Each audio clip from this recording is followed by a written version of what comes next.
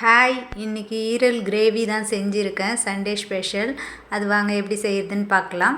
ஒரு கடாய் வச்சு எண்ணெய் தேவையான அளவுக்கு ஊற்றிக்கலாம். வெங்காயம் போட்டுக்கிட்டேன். கூட ஸ்பைசஸ் எல்லாம் போட்டுவிட்டேன். பட்டை, லவங்கம் அந்த மாதிரி எல்லாம் போட்டு கொஞ்சமாக உப்பு போட்டு கருவேப்பிலை ஒரு கொத்து போட்டு வதக்கிக்கலாம். வெங்காயம் ஓரளவுக்கு நல்லா வதங்கினதுக்கப்புறம் இஞ்சி பூண்டு பேஸ்ட்டு சேர்த்து வதக்கிக்கலாம். அதுக்கப்புறம் மஞ்சள் தூள் போட்டு வதக்கிக்கலாம். இப்போ க்ளீன் பண்ணி வச்சுருக்க ஈரலையும் சேர்த்துக்கிறேன்.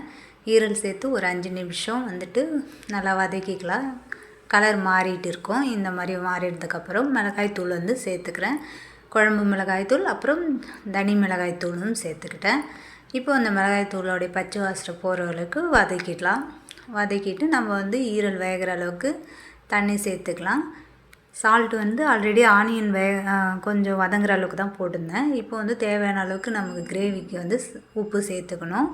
தண்ணி ரொம்பவும் ஊற்றாமல் ஓரளவுக்கு ஊற்றி வேக வைக்கணும். ஒரு 1/2 அன் ஹவருக்கு நல்லா வேக வச்சோம்னா ஈரல் நல்லா சாஃப்டாகி வெந்து வந்துடும்.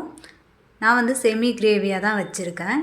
நீங்கள் நல்லா திக்காக வேணும்னா இன்னும் இந்த தண்ணி இன்னும் சுண்டுற அளவுக்கு வச்சிங்கன்னா திக்காக வந்துடும். மல்லித்தழை போட்டு இறக்கிடணும்.